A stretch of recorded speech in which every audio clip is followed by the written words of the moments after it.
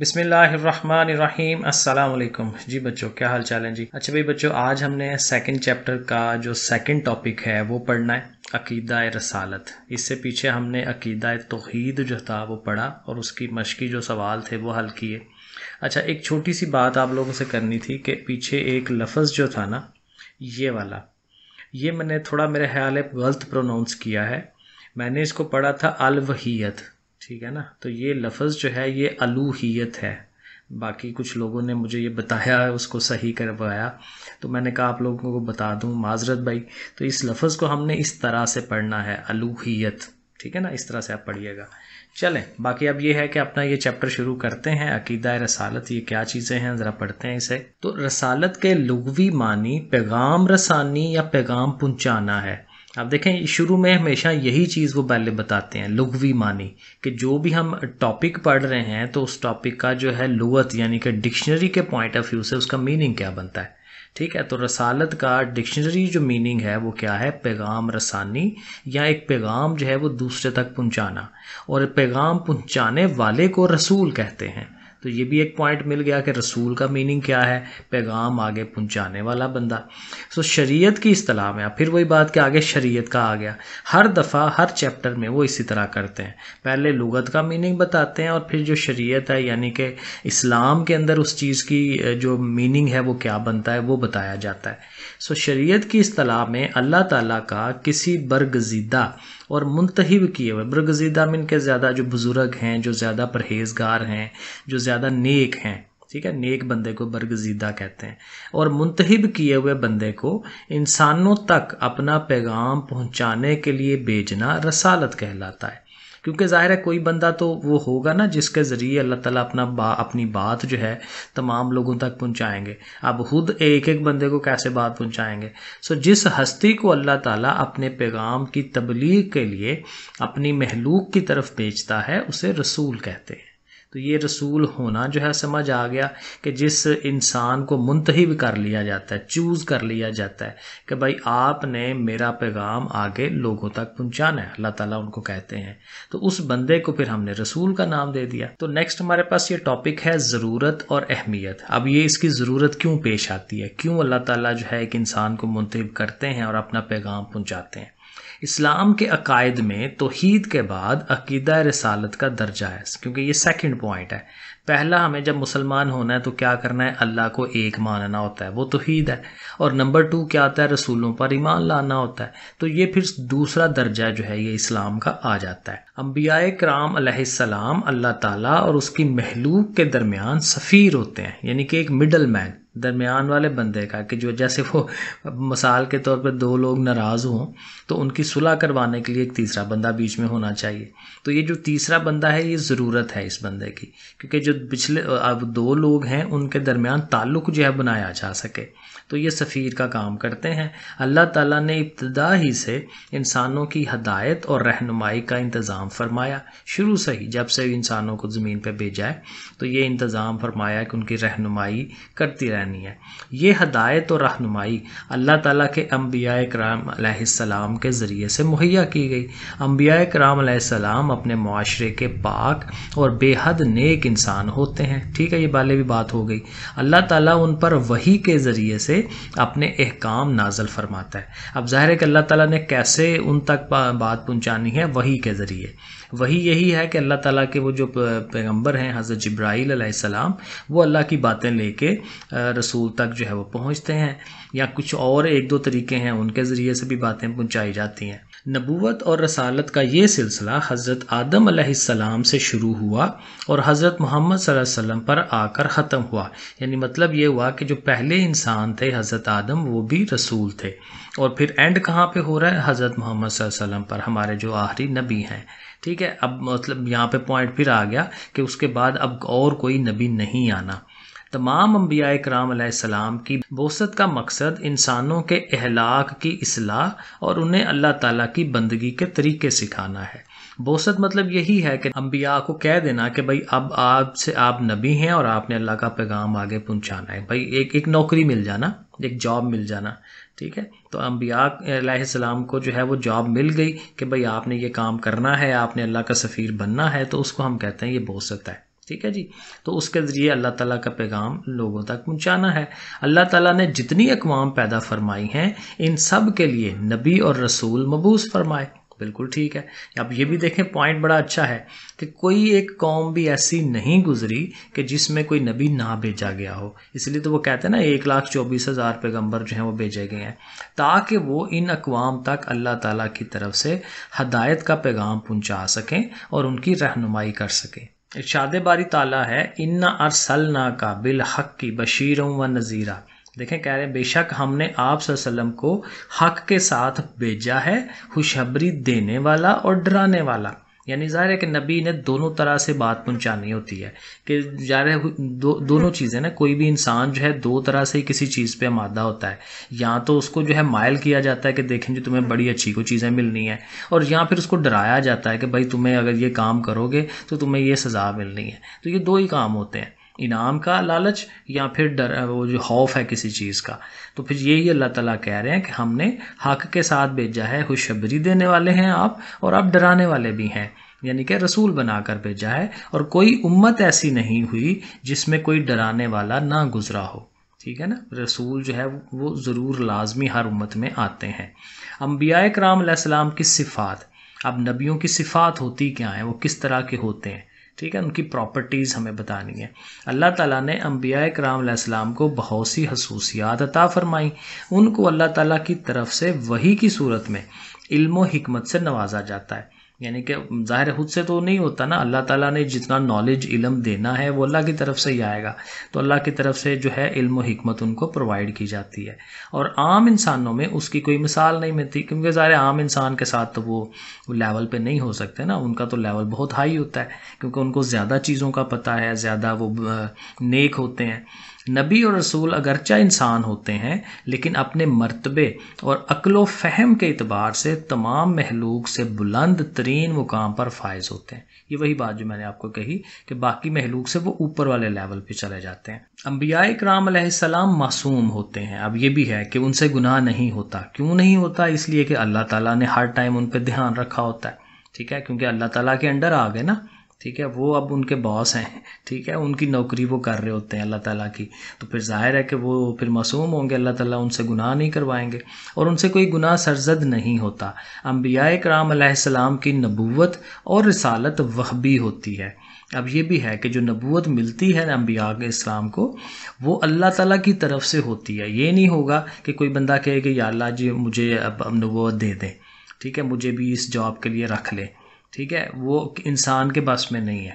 ٹھیک ہے، جتنا مرضی کہہ لیں. یہ جیسے وہ یہودی کہتے تھے کہ جی آخری نبی جو ہے وہ ہماری امت میں آئے گا، اور وہ انتظار کرتے رہتے تھے کہ جی ہمارے اندر وہ آئیں گے، لیکن وہ نہیں آئے. وہ تو پھر بنو ہاشم کے اندر آ گئے. یعنی منصب نبوت کسی خاص عمل یا کوشش کے ذریعے سے حاصل نہیں کیا جا سکتا. جیسے دنیا میں ہم کوئی کوشش کرتے ہیں اور کوئی چیز حاصل کر لیتے ہیں، لیکن یہ اس طرح سے نہیں ہوتا. یہ اللہ تعالیٰ کی طرف سے خاص انعام ہے جو اللہ تعالیٰ کے خاص فضل سے ملتا ہے. اللہ تعالیٰ کی مرضی ہے. انبیاء کرام علیہ السلام کی اطاعت واجب ہے. ظاہر ہے جب نبی آپ کے سامنے آ جائیں تو پھر جو وہ کہیں گے اس کی ہمیں واجب ہے ان کی بات کو ماننا، کیونکہ ظاہر ہے وہ خود سے تو نہیں کہہ رہے نا، وہ اللہ کا پیغام دے رہے ہوتے ہیں. اللہ تعالیٰ نے اپنی اطاعت کے ساتھ اپنے رسولوں کی اطاعت کا بھی حکم دیا. جب بھی اپنی اطاعت کی اللہ تعالیٰ بات کرتے ہیں کہ میری باتیں مانو، تو اس کے ساتھ ہی کہہ رہے ہوتے ہیں کہ میرے رسولوں کی باتیں مانو. تو یہ دیکھیں یہاں لکھا ہوا ہے، بڑی مشہور یہ آیت ہے، یا ایھا الذین آمنوا اطیعوا اللہ واطیعوا الرسول. ٹھیک ہے نا، کہ ایمان والو اللہ کی اطاعت کرو، اس کے رسول کی اطاعت کرو، اور اپنے اعمال کو ضائع مت کرو. ٹھیک ہے نا، بڑی زبردست بات ہے یہ کہ اطاعت کریں گے تو ہمارا جو بھی اچھے عمل ہیں وہ ضائع نہیں ہوں گے. ٹھیک ہے، اگر نہیں بات مانیں گے تو پھر ہم اچھے عمل بھی ضائع ہو جاتے ہیں. انبیاء کرام علیہ السلام کے اس سلسلے میں نبی کریم صلی اللہ علیہ وسلم کو یہ اعزاز حاصل ہے کہ اللہ تعالیٰ نے گزشتہ انبیاء کرام کو جو امتیازات الگ الگ عطا فرمائے، یعنی جو ان کی خصوصیات تھیں ان کو علیحدہ علیحدہ دی تھیں، وہ آپ صلی اللہ علیہ وسلم کی ذات گرامی میں جمع کر دیے گئے. آپ صلی اللہ علیہ وسلم کو بہت سے ایسے خصائص سے بھی نوازا گیا جو آپ سے پہلے کسی نبی کو حاصل نہیں تھے. یعنی پچھلی چیزیں بھی وہ ایڈ ہو گئیں اور کچھ نئی چیزیں جو ہیں وہ بھی نبی کریم صلی اللہ علیہ وسلم کو عطا کی گئیں، دی گئیں. آپ صلی اللہ علیہ وسلم کے اہم ترین خصائص درج ذیل ہیں، یعنی خصوصیات، کریکٹرسٹک جس کو کہتے ہیں. کہ کیا کیا چیزیں تھیں جو نبی کریم صلی اللہ علیہ وسلم کے اندر موجود تھیں، اور ظاہر ہے کہ نئی چیزیں تھیں، تو وہ یہ پوائنٹ انہوں نے دیے ہیں۔ نمبر 1 کیا ہے؟ نبی کریم صلی اللہ علیہ وسلم سے پہلے آنے والے انبیاء اکرام علیہ السلام کسی خاص قوم یا قبیلے کے لیے مبعوث کیے گئے۔ ظاہر ہے وہ چھوٹے چھوٹے ایک قبیلہ ہو گیا، ایک ملک ہو گیا، تو اس ایریے کے لوگوں کے لیے جو ہے وہ ایک نبی کو بھیج دیا جاتا تھا، لیکن آپ خاتم النبیین صلی اللہ علیہ وسلم کا امتیاز یہ ہے کہ آپ کو قیامت تک آنے والے تمام انسانوں کے لیے نبی بنا کر بھیجا گیا ہے۔ ٹھیک ہے نا، یہ امپورٹنٹ بات ہے کہ تمام دنیا کے لیے ہیں، اور پھر صرف تمام دنیا کے لیے نہیں، قیامت تک جتنے بھی انسان اور ابھی آنے ہیں فیوچر میں، ان سب کی رہنمائی کے لیے بھی نبی کریم صلی اللہ علیہ وسلم کو ہی بھیجا گیا ہے۔ کیوں؟ اس لیے کہ بنیادی پوائنٹ یہی ہے کہ یہ آخری نبی ہیں، ان کے بعد کوئی اور نبی نہیں آنے۔ آپ صلی اللہ علیہ وسلم کو یہ امتیاز اور خصوصیت عطا کی گئی کہ آپ صلی اللہ علیہ وسلم کی بعثت سے تمام انبیاء کرام کی شریعتیں منسوخ ہو گئیں۔ اب یہ بڑا امپورٹنٹ پوائنٹ ہے کہ جو پچھلے نبی تھے وہ جو بات کر رہے تھے یا جو انہوں نے کوئی وہ کتاب لے کے آئے تھے، ٹھیک ہے، وہ ساری ختم ہو گئیں، کیونکہ یہ رول ہے کہ جب نیا نبی آتا ہے تو پچھلی چیزیں جو ہیں وہ ختم کر دی جاتی ہیں۔ تو یہ چیز جو ہے یہ ضروری ہے، اور یہ ہمارے اور یہ کرسچنز میں اور یہودیوں میں یہی اختلاف ہے کہ ہم کہتے ہیں کہ ہمارے نبی آ گئے ہیں تو اس لیے اب آپ پچھلی چیزیں چھوڑ دیں، اس نبی کی باتوں پہ عمل کریں، لیکن ظاہر ہے کہ وہ لوگ اس پہ عمل نہیں کرتے۔ اب صرف شریعت محمدی ہی واجب الاطاعت ہے کہ تمام انسانوں نے کس شریعت کو، کن باتوں کو ماننا ہے، نبی کریم صلی اللہ علیہ وسلم کی باتوں کو۔ اور تیسرا پوائنٹ یہ ہے کہ آپ صلی اللہ علیہ وسلم پر اللہ تعالیٰ کے دین کی تکمیل کر دی گئی، فائنل ہو گیا، اینڈ ہو گیا، اب ظاہر ہے کہ دین اور نہیں آنا۔ اللہ تعالیٰ نے جو باتیں بتانی تھیں وہ بتا دیں، وحی کے ذریعے پہنچا دی ہیں، قرآن مجید کے اندر موجود ہیں، اور نبی کریم صلی اللہ علیہ وسلم کی جو سیرت ہے، احادیث ہیں، اس کے اندر وہ ساری باتیں موجود ہیں، اور ہمیں اور تمام انسانوں کو اس پہ عمل کرنا چاہیے۔ ارشاد باری تعالیٰ ہے، آج کے دن میں نے تمہارے لیے تمہارا دین مکمل کر دیا۔ یہ بھی بڑی مشہور آیت تھی یہ کہ بھائی آج کے دن جو ہے دین مکمل ہو گیا۔ یہ تب آئی تھی نا جب خطبہ حجۃ الوداع تھا، اور نبی کریم صلی اللہ علیہ وسلم نے کہا بھئی آج جو ہے چیزیں کمپلیٹ ہو گئی ہیں، اور تم پر اپنی نعمت پوری کر دی۔ یہ نعمت ہی ہے نا قرآن مجید یا اللہ کی باتیں، کیونکہ اس پہ مانیں گے، جب ہم اس پہ عمل کریں گے تو بڑی آسانی سے جنت حاصل کر سکتے ہیں، اور تمہارے لیے اسلام بطور دین پسند کر لیا۔ نمبر 4 ہے سابقہ انبیاء کرام پر جو کتابیں اور صحائف نازل ہوئے، اب ان کی تعلیمات بالکل مٹ چکی ہیں یا اپنی اصل حالت میں موجود نہیں ہیں، لیکن نبی کریم صلی اللہ علیہ وسلم پر نازل ہونے والی کتاب قرآن مجید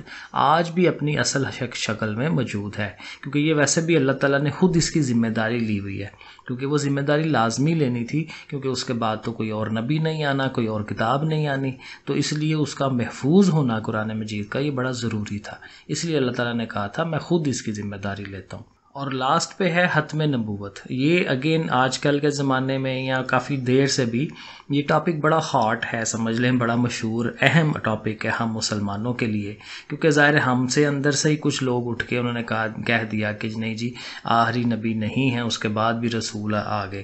وہ ظاہر ہے مرزا غلام احمد قادیانی کی بات کی جاتی ہے، تو اس لیے پھر بار بار کیونکہ مسلمانوں میں اور ان میں کوئی فرق نظر نہیں آ رہا ہوتا، اور فرق صرف یہیں پہ آتا ہے، یہ اس پوائنٹ کے اوپر، باقی ساری چیزیں وہ شاید وہی کرتے ہیں جو ہم لوگ کر رہے ہوتے ہیں۔ تو اس لیے یہ ٹاپک بتانا بڑا ضروری ہوتا ہے بچوں کو، تاکہ ان کو پتہ ہو کہ مسلمانوں میں اور قادیانیوں میں فرق کیا ہے۔ قرآن کریم کی حفاظت اس لیے بھی ضروری تھی کہ اللہ تعالیٰ نے نبی کریم صلی اللہ علیہ وسلم پر نبوت اور رسالت کے اس سلسلے کو ختم فرما دیا۔ اب قیامت تک کوئی اور نبی یا رسول نہیں آئے گا، لہٰذا اب قیامت تک قرآن کریم اور سنت نبوی کی پیروی کرنا ہی لازم اور ضروری ہے۔ ختم نبوت کا مفہوم یہ ہے کہ نبی کریم صلی اللہ علیہ وسلم اللہ تعالیٰ کے آخری نبی اور رسول ہیں۔ بالکل ٹھیک ہو گیا۔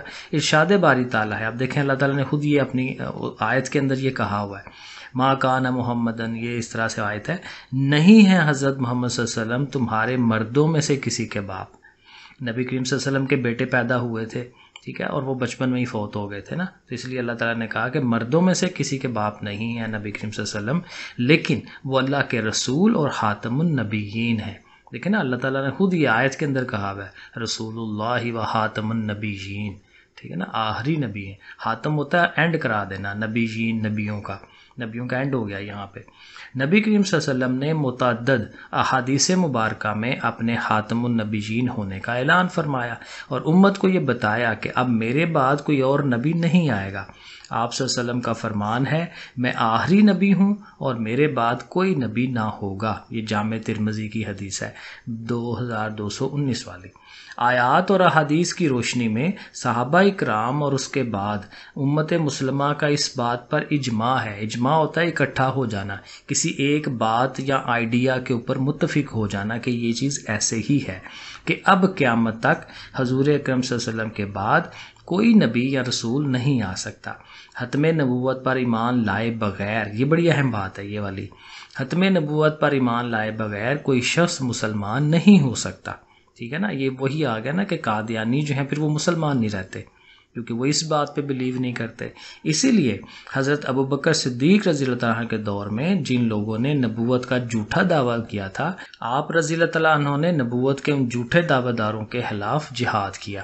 ٹھیک ہے نا، حضرت ابوبکر کو تو پتہ تھا نا کہ یہ چیز کتنی اہم ہے، تو جو بھی نبوت کا دعوت کر رہا تھا تو وہ ظاہر جھوٹے لوگ تھے، تو ان سب کے خلاف جہاد کیا، ان کو مارا، ان کو قتل کیا، کیونکہ ان کی وجہ سے فساد پیدا ہونا تھا۔ لو جی بچوں، تو یہ ریڈنگ ہو گئی اس کی، تو نیکسٹ ویڈیو میں انشاءاللہ جلدی اس کے جو ہے یہ مشق بھی کرتے ہیں اور پھر اگلے ٹاپک پہ چلیں گے۔ اوکے پھر بچوں، اللہ حافظ۔